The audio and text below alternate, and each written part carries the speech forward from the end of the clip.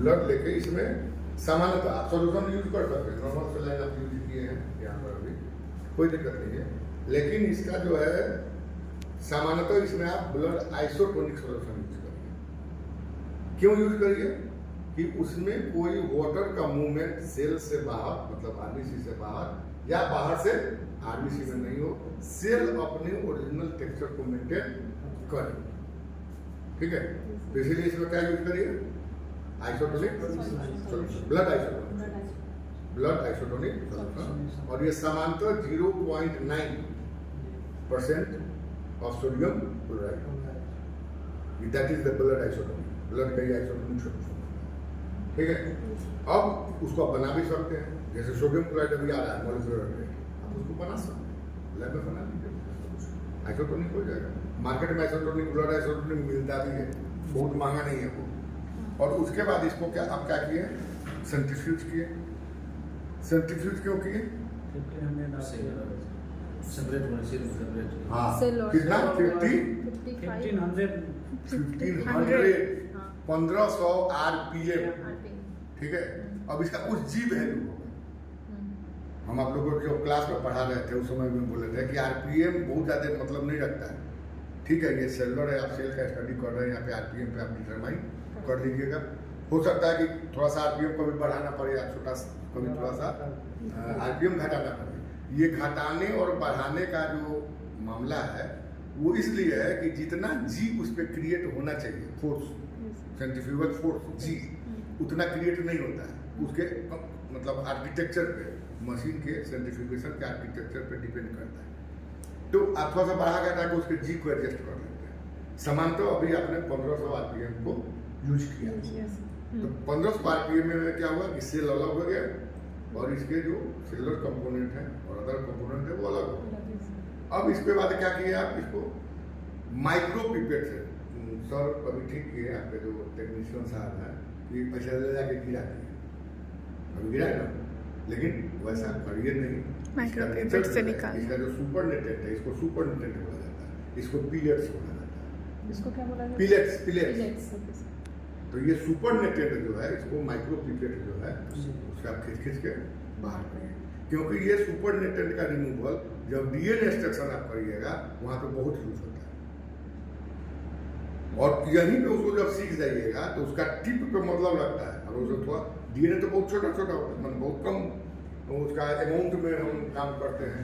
तो थोड़ा सा भी टिप में अगर गड़बड़ी हुआ तो पता चलेगा कि सुपर नेटेंट के बदले डीएनए ही बाहर हो गया। तो ये चीज यहाँ पे हैबिट भी डेवलप कर जाएगा कि हम डीएनए को जब एक्सट्रैक्ट करें तो सुपर नेटेंट को हम कैसे रिमूव करें। खास करके क्लोरोफॉर्म फेनॉल मेथड, अभी तो ठीक है, हम लोग रिसर्च में किट मंगा दिए, ऑर्डर किए अभी कि हम किट से डीएनए निकाल लेंगे, लेकिन किट एक्सट्रैक्शन थोड़ा कॉस्टली पड़ता है और जनरली क्लासरूम में किट एक्सट्रैक्शन बताया नहीं जाता है। वहाँ पे होता है क्लोरोफॉर्म फेनॉल क्लोरोफॉर्म मेथड, उसको बोलता है फेनॉल क्लोरोफॉर्म मेथड। तो वहाँ पर वो किताब में भी है, मेरे वाले किताब में है फेनॉल क्लोरोफॉर्म मेथड, कंप्लीटली होता है। तो उसको आप सुपर नेटेंट वहाँ पे रिमूव करना पड़ता है। ठीक है, हाँ, तो वहाँ पे जब भी करिए तो सुपर नेटेंट का रिमूवल कहाँ से करिए? पाइपेटिंग से करिए। हाँ, ये मान लीजिए ऐसे पकड़िए, जैसे ये आप है, इसको ले गए, अभी तो ये बहुत नीचे तक है, इसमें कोई दिक्कत नहीं है, आप खींच लीजिए, फेंक दीजिए बाहर।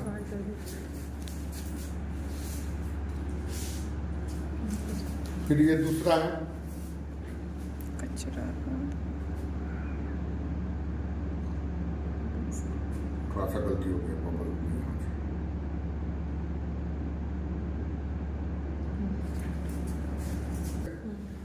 तो अब इसके वॉल पे आपको सटा देना है इसके टिप को, और हमसे गलती हुई है, नीचे ले जाके हम इसको दाबे, इसीलिए बबलिंग हो गया। उसका ध्यान रखिए कि पहले इसे दाब लीजिए, तब इसको यहाँ दीजिए और एकदम वॉल पे सटाइए इसको। ठीक है, और धीरे धीरे आप इसको अब करिए, नहीं तो सेल अब आने लगेगा इसमें। हो गया सर।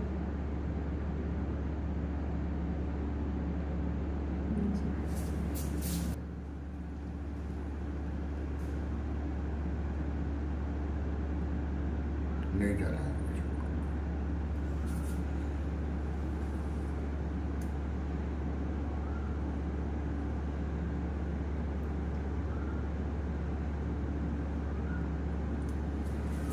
कॉन्सेंट्रेटेड सेल मिलेगी, ठीक है। अब देखिए पीपेट को हमेशा जानिए ऐसे पकड़िए ऑलवेज। उस दिन एक आया था, वो लड़की जो आई थी, वो दूसरा जो आप इसको इजेक्ट करना चाहिएगा, किस चीज़ को, माइक्रो ट्यूब को, ठीक है। यहाँ पे रखिए, उठा लेना, उठा लेकर जैसे है, ठीक है। यानी एक अंगूठा से आपका दोनों काम, ये भी होगा और ये भी होगा, इसीलिए ऐसे पकड़ना चाहिए, ठीक है। अब यहाँ पे जो सेल है, इसके आप इसके सेल का भी स्टडी कर सकते हैं। आरबीसी का एस्टिमेट कर लीजिए। अब जब एस्टिमेट करेगा तो क्या हो जाएगा, केवल यहाँ पे सेल है, प्लाज्मा नहीं है, आपको कोई झंझट नहीं है। पहला, अगर कोई आपको सरफेस एंटीजन का स्टडी करना है, मतलब सेल सरफेस एंटीजन का, अब यहाँ पे क्या है आपका आरबीसी भी है और डब्ल्यूबीसी भी है।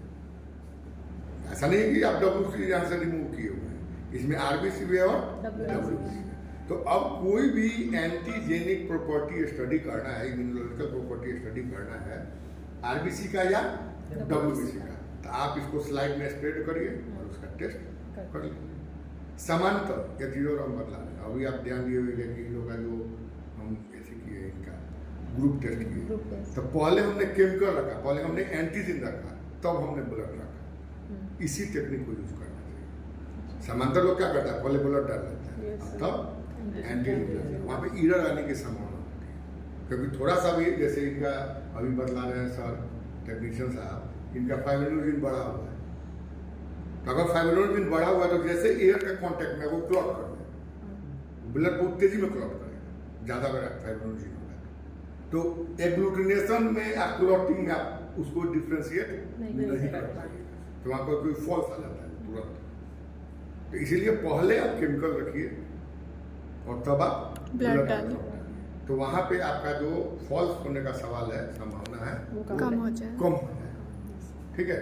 तो अब इसमें अभी जो तत्काल हम लोग जाएंगे, तो वहाँ पे हम लोग को दो ऐसे कंपोनेंट हैं जो कि हमको सेलुलर से करना है, यहाँ से करना है, ठीक है। पहला कौन, differentiation of the blood group A into A1 and A2, A1 and A2, ये इसी से होगा, या ब्लड से नहीं कर सकते। दूसरा H, एंटी H जो लिखा हुआ है, वो भी ब्लड से डायरेक्ट नहीं होगा, और जब भी होगा तो सेल से। वो इसलिए किया जाता है कि जो एंटीजेनिक नेचर है, अगर किसी सेल पे बहुत कम एंटीजेनिक साइट्स है, तो उसको एग्लूटिनेट होने में, अगर डिस्पर्स है, बहुत ज़्यादा डिस्पर्स है, तो वो एग्लूटिनेट भी करेगा, तो आपको पता नहीं चलेगा कि एग्लूटिनेट किया है कि नहीं किया, बहुत छोटा छोटा ग्रेन्यूल्स बना के छोड़ देगा, तो आपको स्पष्ट नहीं होता है। लेकिन जैसे आप उसको कंसंट्रेट कर देते हैं, अब तो यहाँ पे सेल है और कुछ है नहीं, इसके डिस्पर्सन का कोई सवाल नहीं, तो ये जो एक जगह इसका जो नंबर ऑफ एंटीजेनिक साइट्स होगा वो ज़्यादा हो जाएगा सेल का, मतलब एरिया के हिसाब से, तो वहाँ पे एग्लूटिनेशन का रेट क्या हो जाएगा, ज़्यादा हो जाएगा, ठीक है।